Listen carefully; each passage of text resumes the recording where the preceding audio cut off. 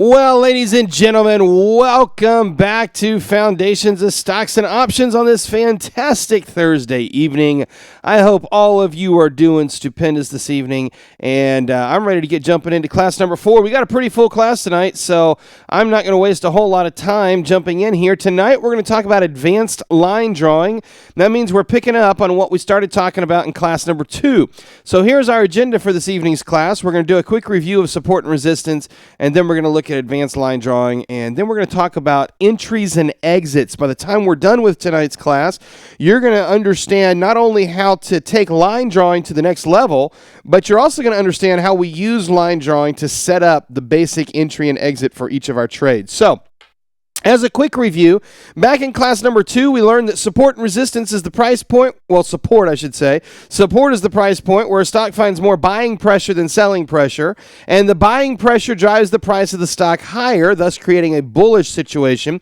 And resistance is the price point where a stock finds more selling pressure than buying pressure, and the selling pressure drives the price of the stock lower, thus creating a bearish situation. We used the example of our Caterpillar trade, and we learned that, according to this picture, every time people run into about $88 a share on Caterpillar, the stock starts selling off for whatever reason. And then as the stock sold off down to about $82 a share, for whatever reason, the stock starts to rally out of there until it gets back up to about $88 a share. And that's how we got the channel that was created on this Caterpillar trade. And so we learned about a stock trading channel, and a trading channel or a stock channel is a stock that's moving sideways between support and resistance in a predictable repeating pattern. And we said that the pattern is predictable and it's repeating because humans are predictable, and humans are the ones that are ultimately behind these price patterns. And so that's why we said that what we're looking for with support and resistance is we're looking to identify where trading behavior occurs. The channel is one type of a pattern where we see that trading behavior occurring. Now, if we took that channel and we turn it on its side, we would have ourselves an upwards channel. And an upward channel is simply a stock moving sideways between support and resistance in a predictable repeating pattern. But this time it's while we're making higher highs and higher lows. So anytime that you got a stock moving between support and resistance, it's probably going to be some variation of a channel. If it's making higher highs and higher lows, it is an uptrend by definition. And if it's higher highs and higher lows while inside that support and resistance boundary, it's going to be an upward channel. Now, if we turn that on its other side, we've got ourselves a downward channel. This is a stock moving sideways between support and resistance in a predictable repeating pattern, but this time we're making lower highs and lower lows. That is a basic review of what we have talked about up until now as it reflects and as it relates to line drawing. Now, tonight, as we move forward and we get into our discussion on advanced line drawing, thanks, Kevin. Sorry, Kevin made a nice comment and it distracted me. I'm not used to those nice comments. He likes the graphic with the caution tape, and he actually made a really good point here. I'll come back since he distracted me. Kevin's making the point that the caution tape is really good because it's never perfect, and you're totally right, Kevin. That's why we built the graphic like that, because it's never completely perfect, but it's a general area of support or resistance. As we move into advanced line drawing, let's ask a question. What is the purpose of line drawing on our charts? Why do we do the process of line drawing? And the first most important reason is that our line drawing gives us a framework. In the class number 2, I started to say the last class, but it was in class number 2, I gave you the metaphor of a building. If you're building a house, what's the first step? You build the foundation, and then what do? You frame the house. You put all the studs up in the walls. Now, if you've got a house that's been framed, you walk into it, and if you have an imagination, you can see how the finished house might look. But having just walked into a framed house, you've not walked into a house that you're ready to move into yet. In fact, if you take a lady into a framed house, the lady's more likely to say, this is just a construction mess. Now, a guy might look at it and say, this is perfect, sweetheart. We got walls over here and there's a roof over there. This thing's ready to move into. But not to a lady. A lady wants to see all the sheetrock and wants to see the paint on the wall and the hardwood floors installed and everything nice and neat, right? Well, trading is the same way. When we start with our line analysis, it is not complete. The line analysis gives us a framework, much like framing a house. It kind of gives us the boundaries. And what that shows is it shows us a visual representation of where the sentiment of the traders tends to occur. As Kevin mentioned, the caution tape on that example, that graphic that we put there, it's not necessarily exact to the penny, but it's going to be fairly accurate in terms of a general location. And what happens when we get to those general locations is we start to see the turning behavior showing up. Either the buyers pick up the momentum and we continue a trend, or maybe the sellers show up and a reversal starts to come in. What we call that is we call it a zone that we're going to give a specific name. Specifically, we're going to call it a pivot or a pivot point. When we have a point of support or resistance where the stock starts to make a buying or a selling decision, it starts to transition here, we have a pivot or a movement in momentum. This is where the sentiment will shift. Sentiment will typically not shift in the middle of nowhere. Sentiment will typically shift at a point of support or resistance. And that's why we call it a pivot point. And so what these pivot points do is they help us determine our trading direction, and most importantly, they help us define our price targets. That's the reason we take the time to learn about support and resistance and to identify where our areas of support and resistance are going to occur. So let's get back in this tonight. We're going to walk through a complete trade setup. If you've got a stock that you want me to look at, go ahead and type one in there. And if one of the ones you suggest works with our example, then we'll be sure to look at that one tonight. Here's our basic rules that we learned about in class number 2. The first point of drawing your points of support and resistance is to start with a line chart. Now, we talked about 3 variations of the charts. We talked about line charts, candlesticks, and bar charts. Of course, the line chart is the most simple of those charts. And the reason we want to start with that when we're drawing our lines is because it gives us a nice, clean turning point against which we can draw our point of support or resistance. Next, we're going to draw the highest high and the lowest point on the chart, which will help us frame the outside of the chart. And then we're going to come in and we're going to fill it in, and we're looking for every point we make at least 2 points of contact. We say that 2 points makes a line, 3 points makes a trend, and starts to establish a pattern.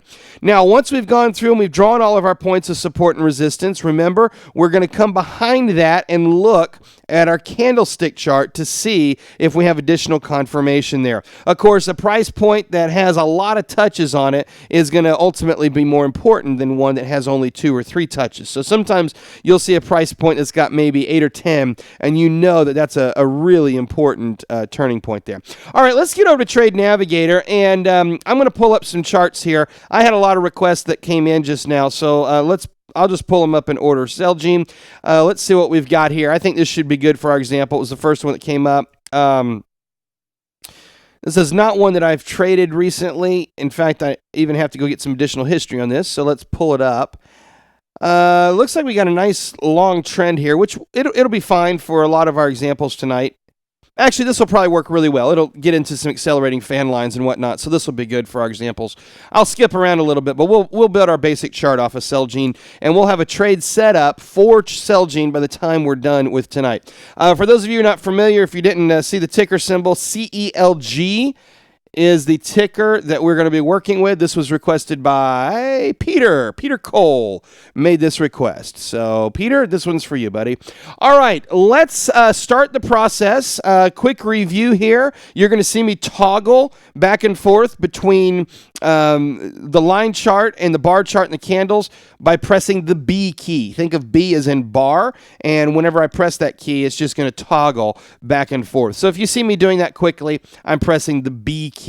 The next thing you're going to see me doing is plus and minus. Okay, plus and minus. These 2 keys will give us a zoom in and a zoom out. Okay, so it's actually the plus key zooms out. It's more bars.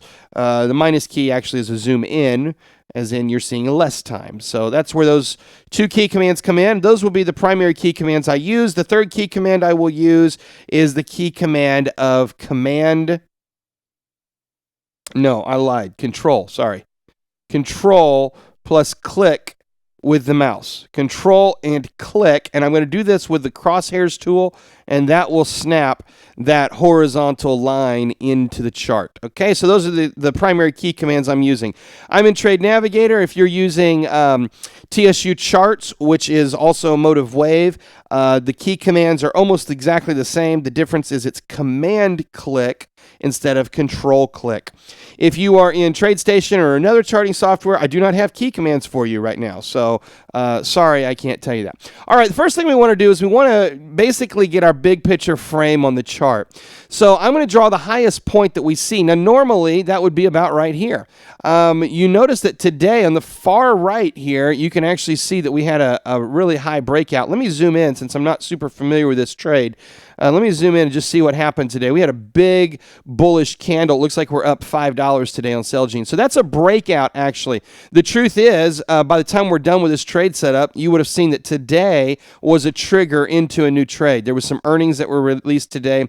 So if this trade continues, then tomorrow it's a viable trade. I can tell you that without even doing the analysis on it. But up until today, we would have drawn the extreme high right where it is. We don't actually have a turn down right now. If you look at the line chart, it's just going straight up into the air. So the truth is that right now we still are going to draw the extreme high basically right where it was before today started at the closing prices that line up with about $96 a share. So we'll draw that line in there. I'm going to come over here. I'm going to zoom out as far as I can zoom. For me, that's about 7 years, and we'll snap a line in here at the bottom. Now notice what we've just done. We've taken this chart of a great stock, and we're starting to bring our focus in here. Whenever you look at a stock that you've not looked at before, it's really easy to get distracted by all this stuff over here and over here. And what we're trying to do here is we're kind of building a picture frame, okay? So we're going to kind of start to focus all of our attention in on this middle section where the price action is. Now, the next thing I want to do is I want to start at the bottom. You can start at the top and work down, but I typically start at the bottom and work up. And what I'm going to do is I'm just going to come up through here, and I'm scanning left to right, and I'm looking for everywhere that I can connect at least 2 turning points. And I don't care if they're both support and resistance, or if it's both support or both resistance. I'm just looking for 2 turning points that occur on the same price point or the same pivot area. So I'm just going to kind of start doing this and moving relatively quickly through here. You're going to notice as you are in the lesser expensive ranges, when you're down below 20 or 30 bucks, you're going to start to get really close. Sometimes it's going to look like you're having lines going in there every $2 or $3, and sometimes that's what happens.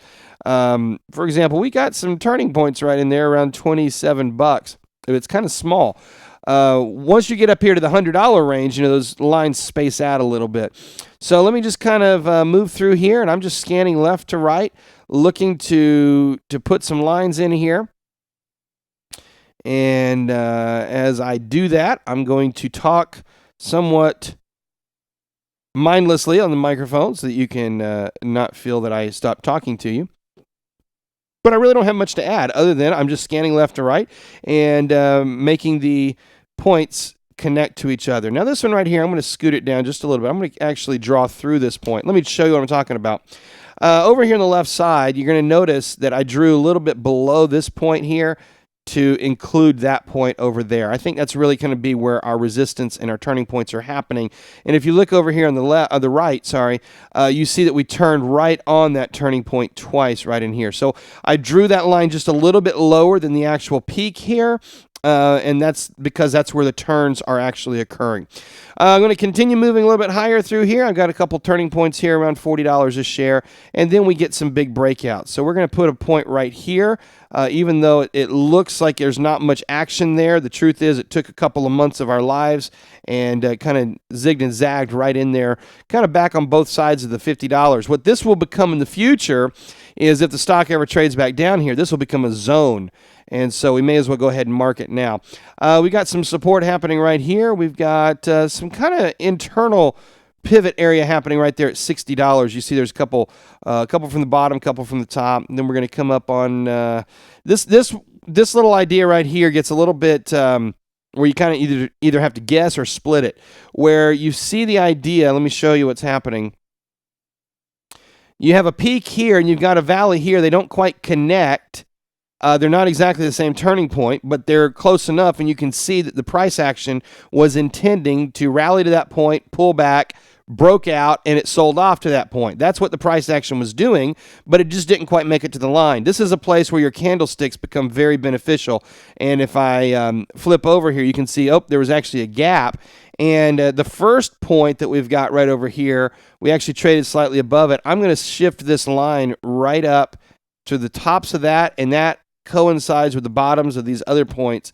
That's one example of how our candlesticks can really help us tidy up some of the corners where maybe the line chart was a little bit less specific. You see on the line chart, it looks like we're just splitting the difference, but the candles helped us clarify that a little bit. All right, let me continue moving up through here. I'm going to zoom in just so you can see a little bit better.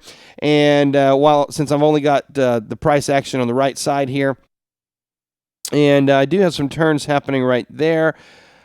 I got a little bit of turning action happening here around $72. This is a recent trend, so I don't have a ton of history right up in through here, but we've got enough, even with the limited amount of history.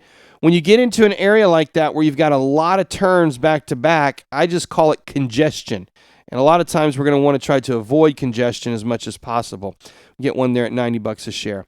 All right, that really shapes up the majority of this trade in terms of the framework. If I flip over and look at our candles, you can see that these candles are not giving us any different data necessarily. It's a pretty clean chart that we've got, especially with the more recent price data. The one thing I might do, having looked at the candles here, I may adjust this down just a little bit right here. I think that's going to help us a little bit. So I'm going to pull this line down to about right there. That's going to clean that up a little bit. We've just a little bit above it over here. We're kind of right on it in through here and right here. That is clearly a pivot area. And this is a really good example of one of those lines where the more we hit it, the more valuable that turning point becomes. I assure you in the future, right there at 84.75 or so, that's going to be a very important turning point if and when CELG comes back down. All right, we'd like to try to test this for our history. You can't do this with all stocks if they don't have a lot of history. IPOs, you have a problem with it. But for a stock that's got some history, we can test it. So the question, of course, is will it work in the future? And the way we test that is we go back and see, did it work beyond what we had the ability to chart? So let's go back and let's see this. Now I'm going to come on over here, and you notice that back to 2007, that's about all we had. You also notice something interesting here. You may or may not be able to see it on the webinar, but there's a couple of little S diamonds down here. Those little diamond S's are an indication that there was a stock split. So what we can do is we can hover over it, and you see, there was a 2-for-1, and there was a 2-for-1. Watch what I can do. You can't do this with every charting software, but with Trade Navigator we can, and it will really help us. I'm going to come over here, and I'm going to show unsplit prices. And when I do that, boom, look at the price data that just changed. Okay, now what we've got is we've got unsplit prices. So we're seeing the price data before the split. That just changed everything. In fact, I'm going to come back over here. We just had a stock split as well. And we can see that, oh my goodness, we actually had some really well, clearly defined behavior in through here. It was just kind of being masked a little bit by that stock split. All the way up to the point that we've got some clear higher highs up here that I may as well mark up here in the 170 range. So we'll go ahead and mark that up there. And in fact, let's see if today's point, there is reason actually to put a line right here just above where we had some the end of today's rally. So I'm going to snap just a couple of these general areas. I'm not going to chart this necessarily in as much detail, but just get a couple of those up there so we'll have them on the chart. Now, let's come back and we'll test this. We'll go back into history, and this is really valuable. I never start with a stock split. I always start with what we see, but when I want to go back and test it, a lot of times you need to look at split prices. And so here I've pulled over on the right side. You can see we're back to 2006, 2002 to 2006. Is this general grid working for CELG? I'm going to say, yep, that sucker's working freaking well. That is a really good grid we've got drawn on there. We've got a general understanding. We're a little off right there in 2002. That's a long time ago. Come back even further, all the way back to the year 2000. Look at this. Even 175 was where we just recently, all-time highs, where we traded to back in the tech boom, were some pretty interesting turning points. Look at this. I just drew off of a couple of points in the recent time, and you can come all the way back here 15 years ago, and you see how close we were. If I flip over to a candlestick, you see that, wow, that was pretty amazing price action, given that was 15 years ago. So we're not trying to predict 15 years into the future. I'm just trying to predict, maybe 15 days, or maybe, 4 or 5 weeks into the future, maybe a couple of months. And I think that we've got enough history here, having looked at this, that we can say with fair confidence that the price action that we see on this chart and the lines that we've drawn represent fairly defined behavior, and it's probably going to hold true for the next several weeks. Would you guys agree with that, based on what you've seen, that we've got some pretty well-defined trading behavior that we should be able to work with moving forward? Would you guys agree with that? Do I have any pushback that I need to address at this point? Most of you are writing in yes. I don't have any major pushbacks here, it doesn't look like. Okay, great. Well, let's build from there, and we'll have a complete trade setup by the end of the night.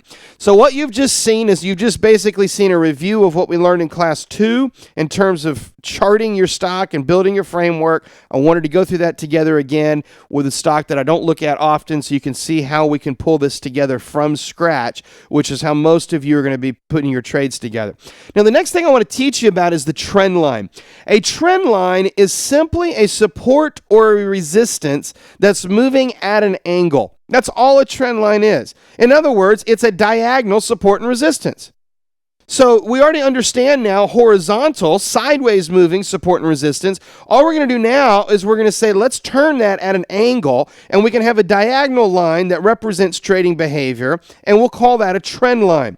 In an uptrend, it's going to be defined by a sequence of higher highs and higher lows, and in a downtrend, it's going to be defined by a sequence of lower highs and lower lows. You remember those basic definitions from our understanding of up channels and down channels. Now all we're doing is we're building off of that, and we're taking the idea of an upward channel, and we're getting rid of the channel part, and we're saying if the stock is making higher highs and higher lows, we're in an uptrend. If the stock's making lower highs and lower lows, we're in a downtrend, and the way we'll define that is with a diagonal support or resistance line. Now, your rules for drawing trend lines are fairly simple, and they're fairly similar to the other rules that you've just learned for drawing parallel and horizontal lines. We're going to start with a line chart. You're familiar with that because that's how we started with the horizontal line drawing chart. The next rule is we're going to be looking for a major change in direction. Now, that is usually going to occur at a recent high or low. Oftentimes, it will be an all-time high where we've reversed into a bearish trend, or a multi-year low where we reversed from a bearish trend back into a bullish trend. Usually, it's going to be a major, major turning point that you'll need to look for. What we're looking to do is we're going to connect the first point of the change of direction, and then we're going to be taking our line out, we draw it outward, and then we swing it up until we can start connecting our points of support and resistance. And then ultimately, we're going to check our candlesticks for additional confirmation. So let's zoom in here on this image, and I'll kind of give you the visual for what I'm talking about. We're going to take our line, and we're going to start with that turn. Notice that over here to the left, you can't see beyond that, but on the left here, we were bottoming out. This was the final swing low before we got into a sequence of a higher high and a higher low. You see that? Okay, so what we're going to do, higher high and higher lows, what we're going to do is we're going to take that turning point right there, we're going to draw the line outward, and then we're going to swing it up. And I couldn't really animate this the way I wanted to, so I had to visually do it here. We're going to swing it up until we connect those points there. Now, the way it will look in the end is it'll look like this Garmin trade. What we did is we came back here to that turning point, and then we draw it out and we start to swing it up. Well, we could stop here, but if we stopped here, the line comes out here and it doesn't connect anything.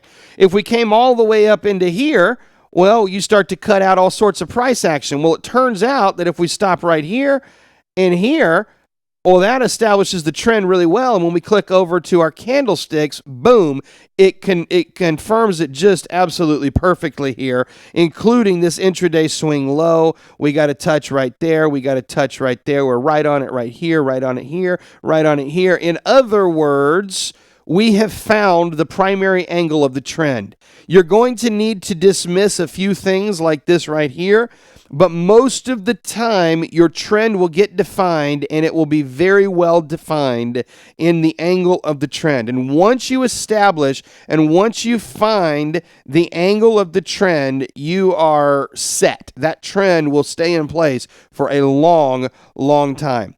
All right, it can touch the shadow or the bodies, John. Yes.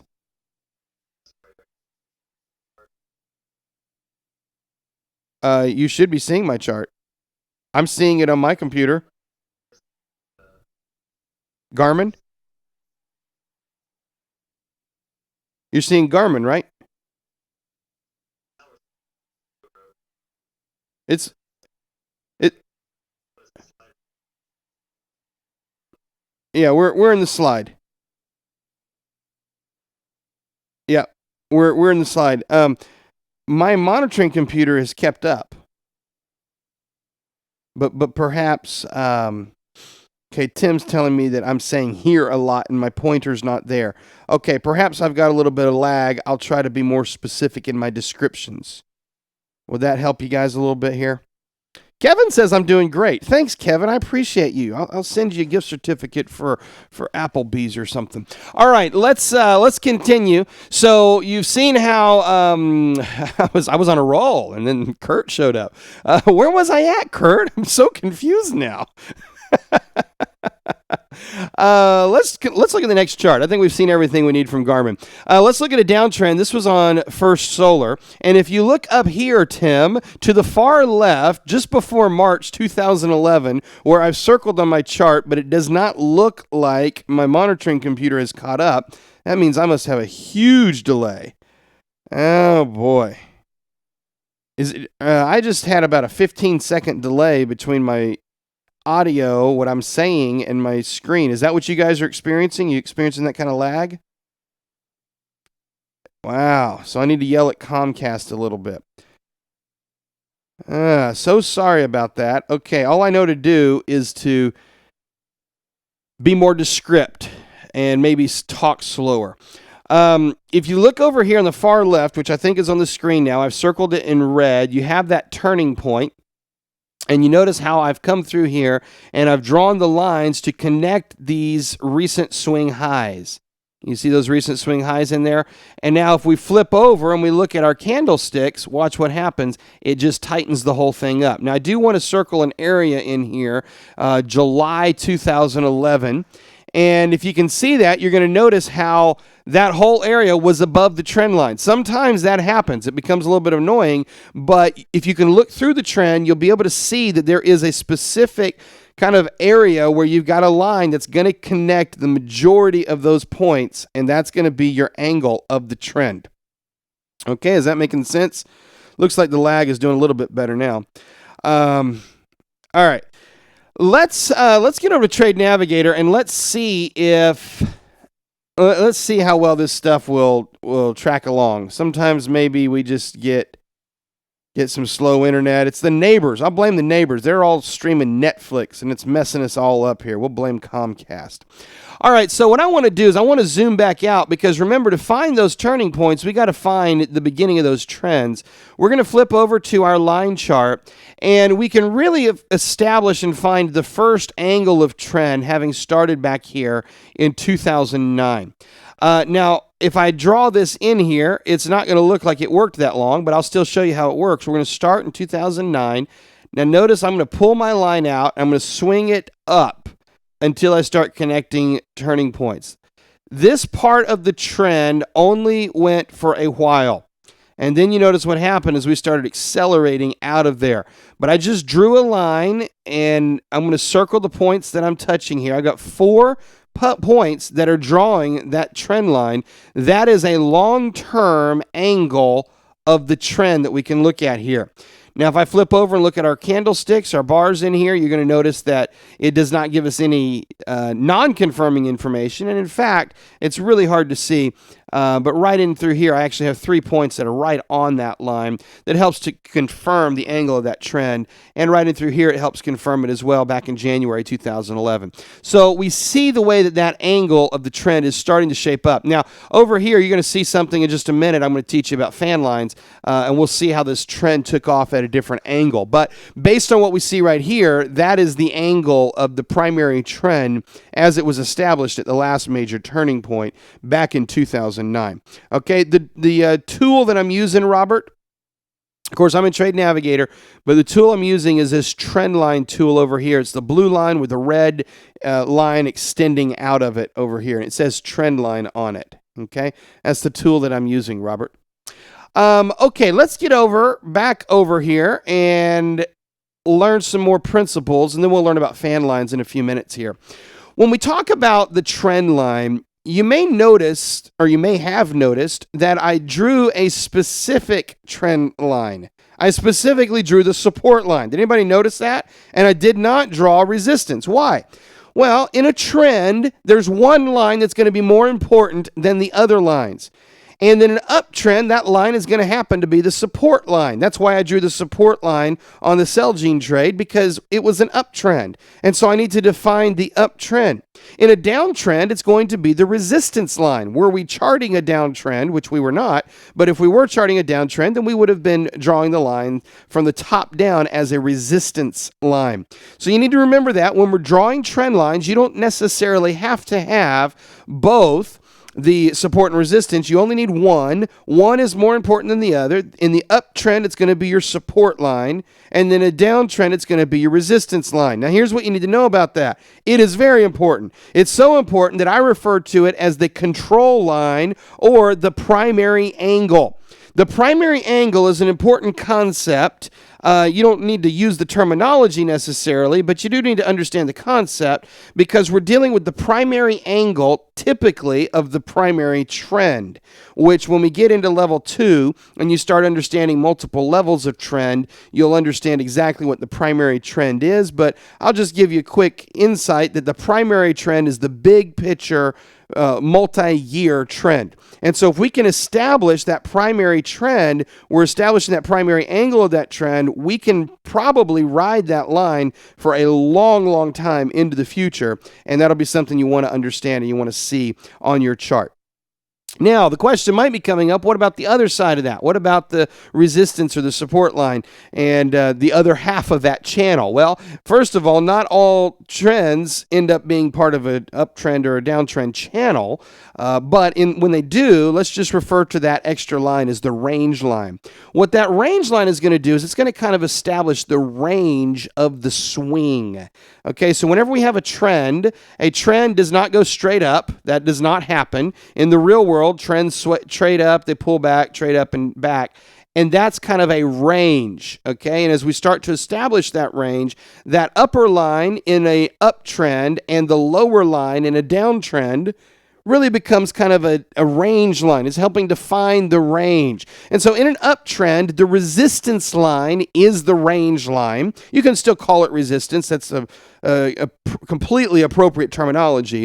In a downtrend, it's going to be the support line. Again, you can call it support, but for our function, let's call it the range line. So we've got a control line that's really establishing the angle of the trend, and then we got a range line that's kind of helping us to establish the range of the internal swings of that trend, because the trend will swing up and it will swing down and back and forth and back and forth.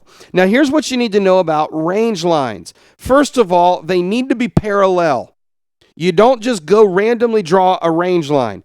A range line is a parallel line. It is exactly parallel to the primary angle. The next thing you need to know is it needs to be close, but it does not have to be exact. Our primary trend line is going to be very, very close. Our range line, not so much. It may be spot on, or it may be kind of like, yeah, that's close enough. it's kind of a lot like jazz. It's like it's close enough. You understand what I'm saying? It needs to be close, but it does not have to be exact. And usually, whenever we start drawing that range line, it's going to start off of the first retracement. You're going to notice on this picture right here that we have this kind of basic trend happening here. We've got a really tight, clean support line that I just messed up by drawing all over it. We get a nice, clean support line moving up through here. And on the top, you see where I just drew that circle? Let's see if that came through. Yep.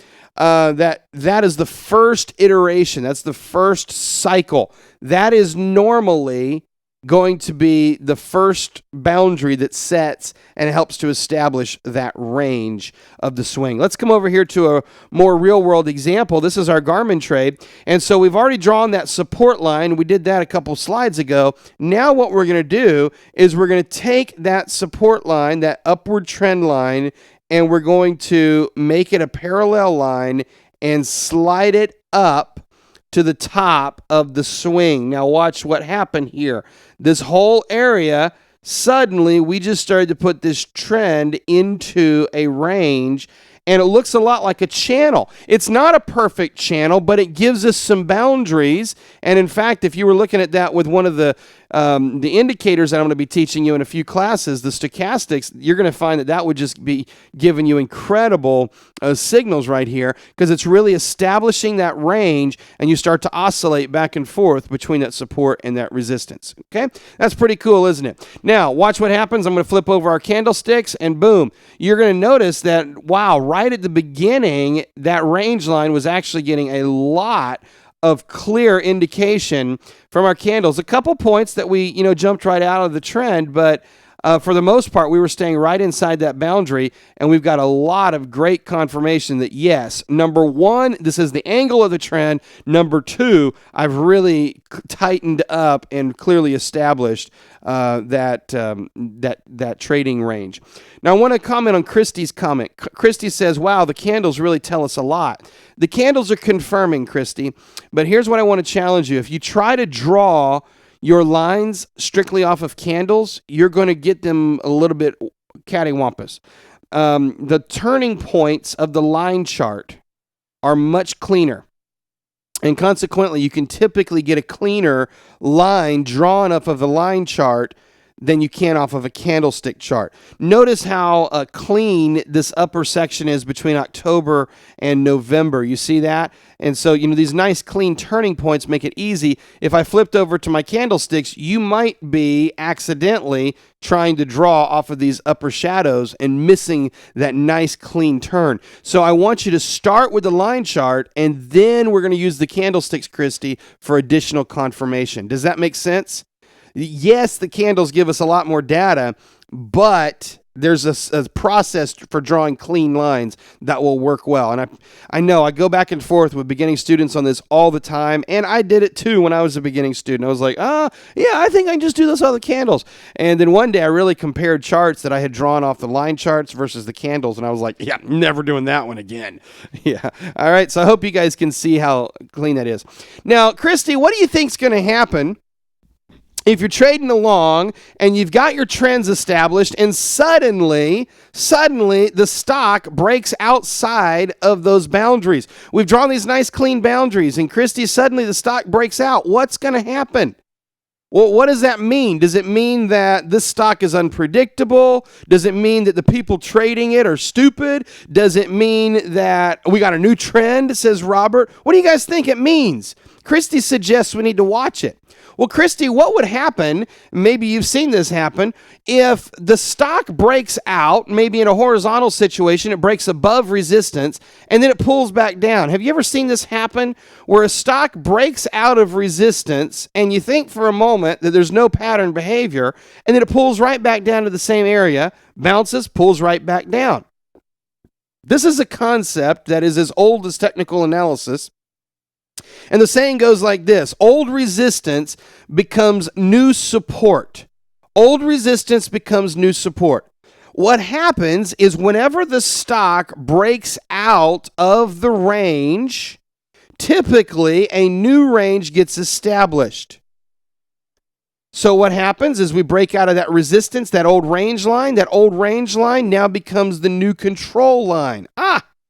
I thought we didn't have a good trend, and it turns out the same angle of the trend was in play. It's just shifted lanes. It's like it moved from the slow lane to the fast lane.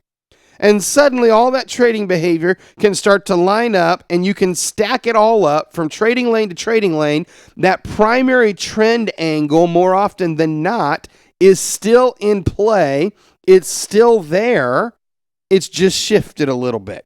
So let me show you what I'm talking about. Let's get over here to Trade Navigator, and let's see if we can do this on our Celgene trade. We might need to pick another stock for this example. But what I'm going to do in Trade Navigator, you can double-click on your trend line. And let me zoom in a little bit here so maybe we can see it a little bit better.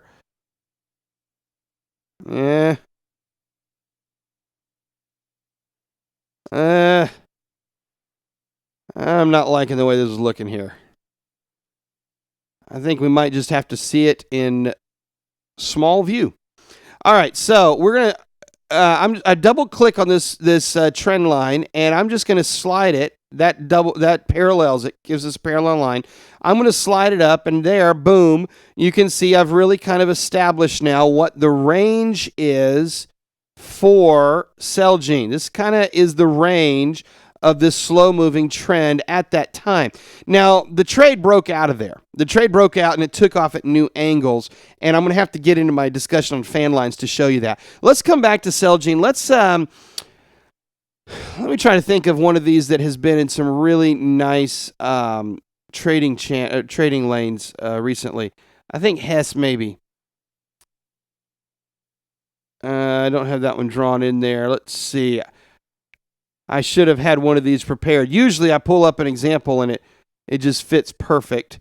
And of course, tonight I would have not had one fired up for us here. These are all fan lines. Fantastic. Not what I'm wanting. Let's see here. We'll come back to American Express. That's a really good example. Here we go. All right, AutoZone. And this is fascinating because I don't trade AutoZone very often. In fact, you can see our last trade setups that we had were back here in 2012. So these are lines that were drawn way back here, and here we are 2 years in the future, and you can see that those trading channel lanes are still playing out. Look at that. Now, the reason for that, this is a great example. The reason for that, let me zoom in and kind of give you some update on what we had drawn at this time. We started that trend back here in 2008.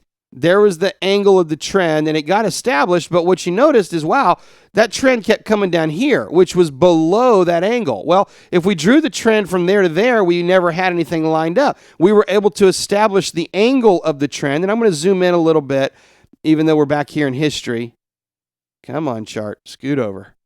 I'm going to zoom in just a little bit so you can see how that angle was pretty obvious. It just so happened that that angle, the trend, which was very obvious, did not connect with that bottom lower point. That bottom lower point actually helped to establish the range. And then moving forward, you can see we've got several variations of parallel lines in here, just establishing various ranges and trading lanes. It's like we're just trading down the highway here. And each of these, it seems, just move back and forth between these trading lanes here. So stock sells off to here. It rallies up into here, stays in that trading lane there. It rallies on up. It actually established a new parallel trading lane there, pulled back down. Where do you think it went after it went sideways for several months?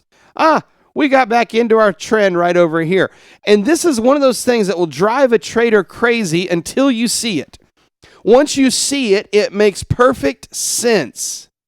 But in the moment, you're thinking to yourself, this stock is irrational. It makes no sense. It goes up, it goes down, it goes sideways, and there's no rationality to it. But here you can see, actually, there was a lot of rationality to it. It just so happened that that rationality took place over multiple trading lanes, but it's the same angle of the trend that today, in 2014, is still in play, that was established off the lows of 2008. Now, that's pretty cool. Now, watch as I zoom forward into more recent time period. We went through that huge sideways movement back here in 2012. where we didn't know if the stock was going to, that's a big consolidation, by the way. There's a channel, and you see the trading lanes running through it. Then we broke out of there. We stayed inside that trend. We moved up. We broke out. We pulled back in. And as recently as right now, even though we've got a little bit of a downward channel happening, that downward channel is happening within the big picture of the primary trend. Now, Robert, you got to admit, that's pretty freaking cool. And this stuff happens all the time. I can't tell you how many charts I've looked at where people have sent them in and they're like, this chart is irrational. Nobody's trading this thing with any logic to it. And you start drawing lines on it. You start putting parallels in there. You start looking at your trend lines and suddenly you're like, yeah, I can put a grid on here if I have to. Now, the good news is I'm going to teach you in the next class how to make this a little simpler. But I want you to see the principle of how it builds, because the way this builds is exactly what's happening at any given time in the market. Okay, so you need to understand how this is building. And this is a great example here with AutoZone, because you can see I drew these lines months ago, two years ago, and look how stinking spot on they are. You can't make that stuff up. I mean, just right on the money here.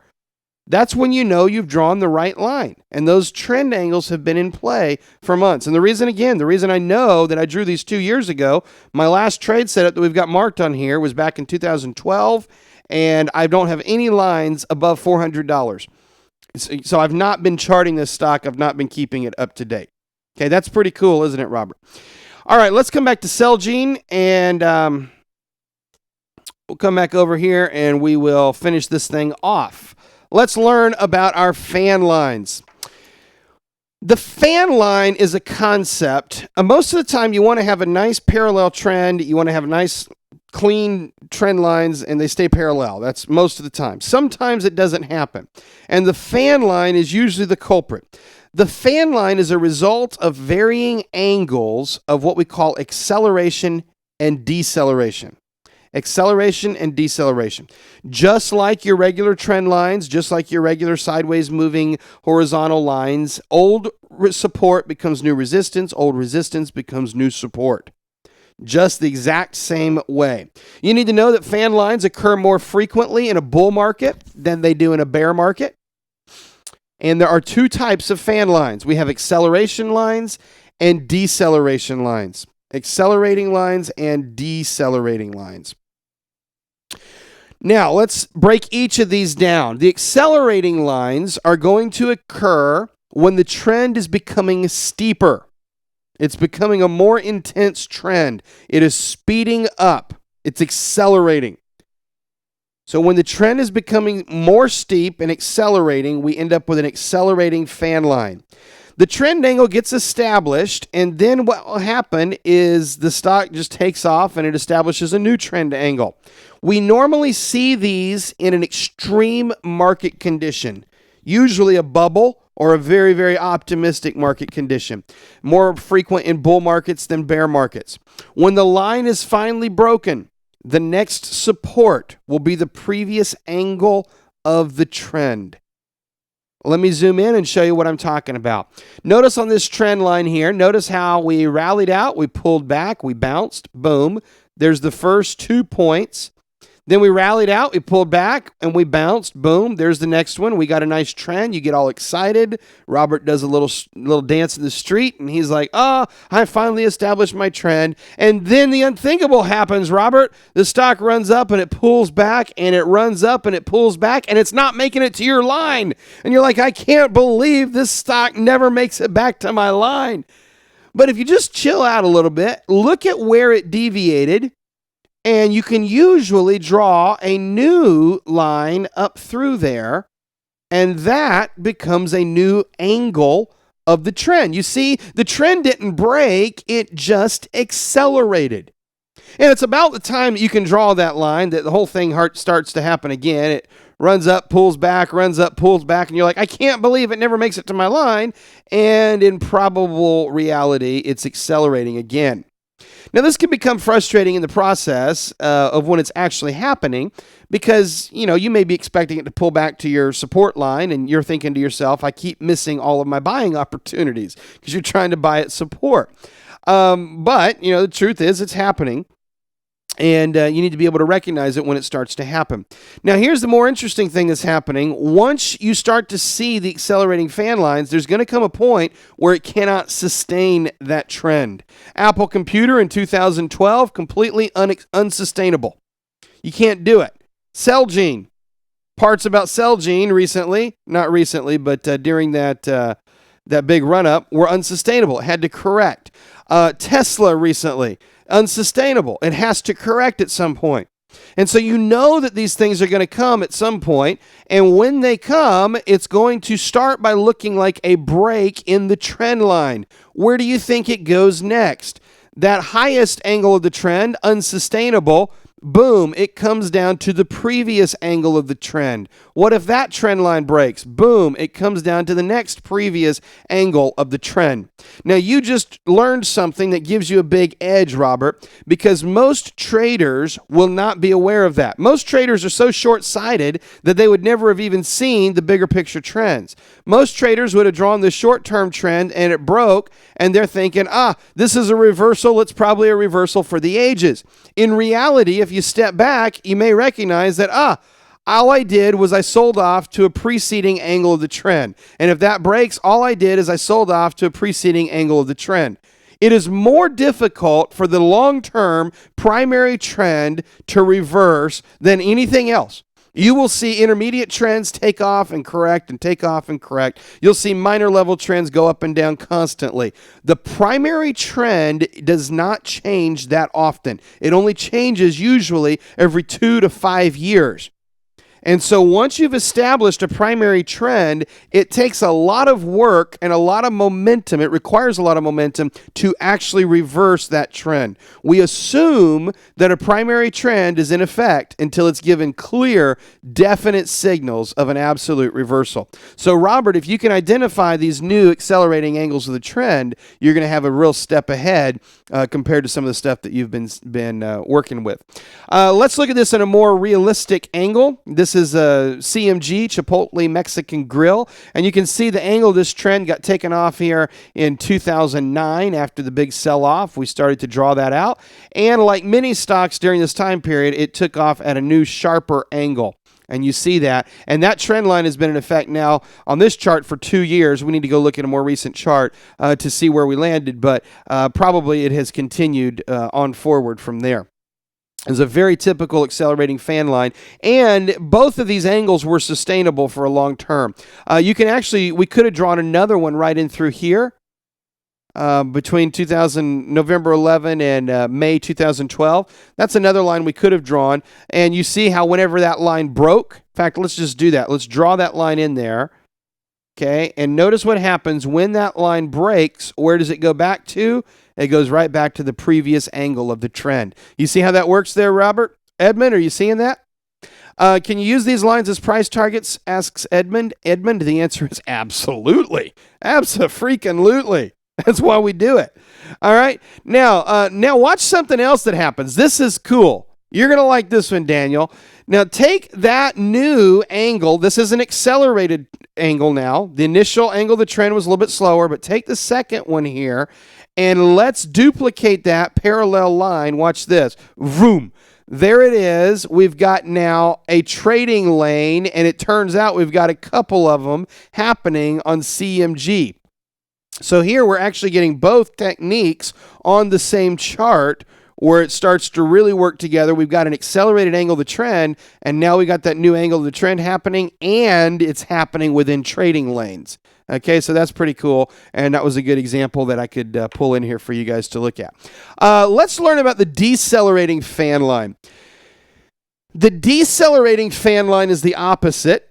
It's going to occur when a trend is slowing down as opposed to speeding up. It's slowing down, or the trend is getting weaker. In other words, it starts off at a sharper angle, and it's unsustainable, so it starts to slow down. Now, the decelerating fan line is one of the most difficult patterns to trade, and you should probably write that in your notes so that if you see it and you lose money on it, because you probably will, if and when you see it, you won't beat yourself up and call yourself all sorts of mean names. One of the most painful losses that I've had in recent memory had to do with some decelerating fan lines that happened on the Dow Jones back in 2011. I mean, I was just so heavily leveraged on those trades, and they turned right around and bit me right in the butt because I never saw these decelerating fan lines coming. It is a pain to trade. Let me show you what happens. It's going to be evidenced by breaking the trend line, but you don't get a clear reversal. But you think you have the clear reversal. And that's why it hurts so bad, because everything looks like a reversal. On every front, it looks like a reversal, Daniel, and then what happens is, boom, it starts to rally against you, and if you're heavy into your short trades on that, then obviously you're gonna eat some dust. Now, the good news about the decelerating fan line is you can count the lines. Traditionally, not always, but traditionally, a decelerating fan line will occur in threes. That means that you'll have an angle of the trend, it will slow down, it will slow down again, and then you'll get a full-on reversal, traditionally speaking. Doesn't always happen like that. I've got a really good example on American Express where that did not happen. Talk about pulling your teeth out. But most of the time it happens in pairs of three. So, Daniel, that's a good thing for you to write that down. Let me show you in the real world. Well, we'll get a look in the real world in just a minute. Let me show you what happens here. So you get a good trend that's going along here. You're all happy, and then it breaks. And if you're like most people, when your trend line breaks, you're thinking, I got a reversal coming. Okay, well, you're thinking to yourself, this thing has just reversed because my trend line's broken, and you don't have all these other lines yet. And then what will happen is it will sell off radically, very, very fast usually. It head fakes you. It triggers you into all sorts of trades. And then it just kind of meanders back up.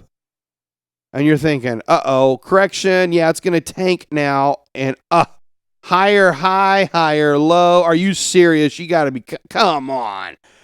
And before you know it, the trend is continuing. And here you're back here in all these bearish trades, and it totally head faked you. You had no idea it was coming. Well, crap. Now we can identify it. Let's draw a lower angle of the trend in here. Of course, my line is horrible. Sorry about that. Draw a slower angle of the trend. We think we're good. Then about that time, boom, it breaks again. You got to be kidding me. Higher highs, higher lows. Well, slow it down again. And what's happening is the angle of this trend is going slower and slower until it gets to something that either it can sustain or it completely breaks. I told you that I had a big loss. And when I say a big loss, I mean it was a painful loss in 2011. And I'll show you what happened. This was the trade. 2010, we had the first real...